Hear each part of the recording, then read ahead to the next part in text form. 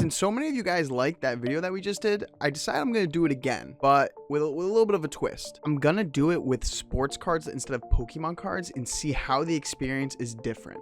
So this is, oh geez, damn, that fucking kind of hurt my legs. I'm gonna sit back down. I am Tony Pepperoni. I'm a mad scientist, and this is how I'm gonna lay out the experiment. I am going to buy as many NBA cards that I can. These cards that I'm buying have to be listed on eBay as mint to near mint. I'm gonna buy them, get them graded, and we're gonna report back on what we found. The catch is, and this is so stupid, I am putting all of my faith and money into these sellers, trusting that the card that they are listing is in fact mint to near mint. Like all these cards should be getting like 8s and higher, right? Like there should be no exceptions here. And I got 3 core rules, baby. This is what they are. Rule number 1 is I'm looking at that card lightly. I'm not gonna look at it too much. Maybe like 10 to 15 seconds at most. Unless that card's like really messed up. And in that case, I'm gonna contact that seller. I'm gonna call him a freaking Goomba. Rule number 2, I'm probably not gonna buy a card that's worth more than like 50 bucks, because usually the higher price the card, the more accurate the listing is in theory. Even though I've seen some garbage posts of $1,000 cards claiming to be near mint when they got a crease right down the middle. And rule number 3 is I'm gonna send them all to the same grading company, because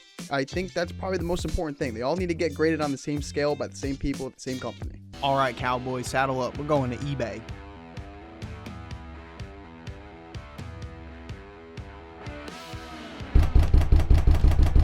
Wow, time just flies when you're just profusely sweating over eBay auctions. Number 1 takeaway I have from that experience was put the photos of the back of the card on eBay. Guys, let me let you in on like an insider secret. If you post the back of a sports card or any card on eBay, chances are you'll sell it. Like, I didn't even bother to message the seller, I just kept going. So one big pro though, when I was sending in offers and trying to make deals with some of the sellers, is a lot more people were flexible and willing to strike me like pretty good deals, especially for larger lots. I mean, I think I got like 2 lots of 5 or 6, which is like not that big at all, but those were the biggest lots I got, and people were giving me, you know, 20, 30, 40% off on these lots. I think a big reason to that is a lot of people are trying to time the market, I feel like, especially during the NBA season. Like, we're kind of like right in the middle of it, you know, so I feel like a lot of people are watching these games and seeing how some players are playing, and they're like, all right, I need to sell this guy. So that's why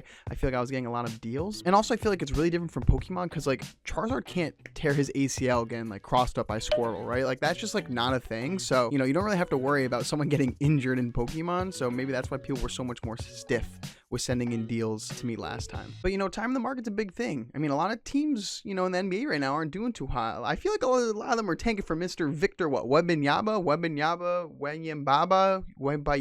I don't know how to say his name, but I don't blame him. Dude's a beast. He's definitely going to be a huge help for any team that decides to draft him. Now, I bought cards from a bunch of different sets. I primarily bought from Prism because that's my personal favorite set, but I also bought, you know, Mosaic, NBA Hoops, and I believe Optic, Donruss. So there's definitely some variety in there, but the big portion of the submission is going to be Prism. I also bought players that were like really solid players or were recently really solid players. Maybe they're like currently injured or stuff like that. And I've also bought some rookies, like just, you know, some rookies that are in the league right now that aren't doing too bad, that definitely have like a lot of upside. Someone like Killian Hayes, who you know, has the fisticuffs of a demon. RIP that guy. What was his name? Mo. RIP Mo. Can we get an RIP Mo in the comments? So we're gonna send these bad boys off to Beckett. They were having a holiday sale. Thought was a pretty good deal, and so they're gonna be back in a couple of weeks. So until then, we're just gonna wait. And 1 eternity later.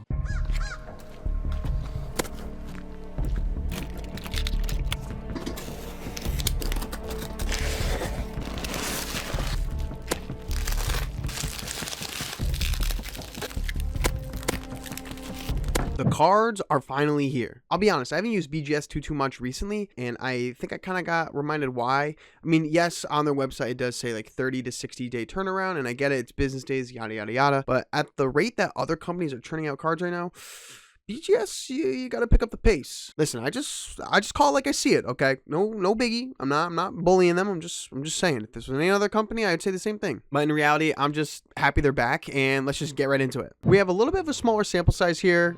We only have 25 cards that we're going to be going through, so, you know, definitely take this with a grain of salt. and do your own research when you're buying cards. I was just broke. Okay, I just did not have a lot of money at the time. Okay, I'm not Mr. Beast. The cost to buy all 25 of these cards was $75. So about $3 a card. I told you, people were making me deals left and right. So I had to go over the numbers like 2 or 3 times just to make sure. But yeah, it was actually $74.68. So do with that information what you will. Beckett was having a special, so to grade these cards, we got them at $18 a card with no subgrades. Some of you guys may be wondering, why would we go to Beckett with no subgrades?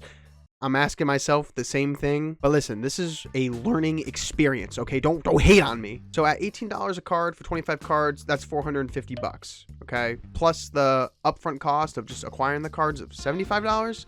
That puts us at $525. These are the grade breakouts. Yeah, I'm getting real close with the camera right now. Hey, Beckett, or anyone from Beckett, if you're watching this, allow me to sort my submission by the grades, okay? This took way too long to count up. Just add in a feature, okay? It seems pretty simple.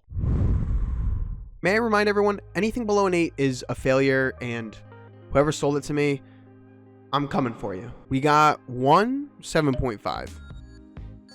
That's it. That's it. We did it. Guys, we did it.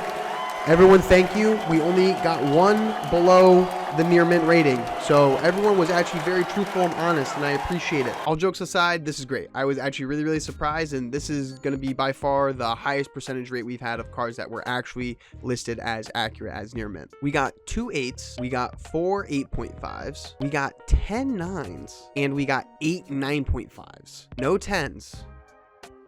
I'll remember that, Beckett. If all these cards that we got graded sell at their comps right now, or at least anywhere in a $5 to $10 range of what we're thinking we're going to list them at, we make roughly $91. And now, I'm not saying $91 is bad. $91 is $91. You can buy a lot of tortellini with that at Costco. This profit margin calculates to about a 17% profit, which still is great. Listen, profit's a profit. Breaking even is breaking even. The last thing you want to do is go negative. So, but you know, I usually like to average my profit margins to between like 20 to 25%. Maybe that's high for the industry. I don't really know. That's just kind of like my rule of thumb, because at that point, you know, anything less than 20% I feel like really isn't worth your time unless it's like a super quick and easy flip. But usually I do Pokemon, and so this was a huge learning experience for me, and there are actually some key takeaways that I learned from doing this. The first thing that I learned is numbered cards are good, right? Anything that is of, you know, low print, low print runs, low number, whatever you want to call it, is really good, because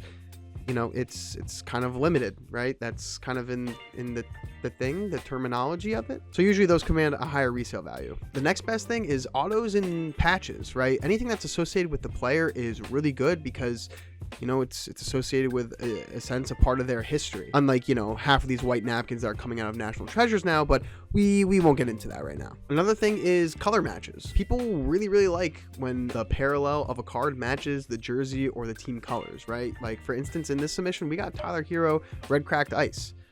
You don't know, the Miami Heat's team is red, right? That's the primary color of the logo and of the team. So therefore, people really like the way that the card looks. It's almost like a little bit more cohesive, little more fancy, maybe. I don't know how to put it. And the last thing I want to call out was sets. Now, some of you guys may be saying, "Oh, of course, Tony. I know it's about the sets, dude. What are you talking about?" Listen, it's not night and day to everyone, okay? Some people that are watching these videos may be kind of new to collecting cards. But yeah, sets are really important, you know. Obviously, your higher end sets like Flawless and National Treasures are going to sell for a lot more, because it's just harder to acquire the box in general because of the price gap. But anyways, guys, hopefully you took something away from this video. Make sure to like the video, comment down below what you want to see us do next, and make sure to subscribe, follow us on Instagram, and we will catch you guys in a couple of weeks. So peace out.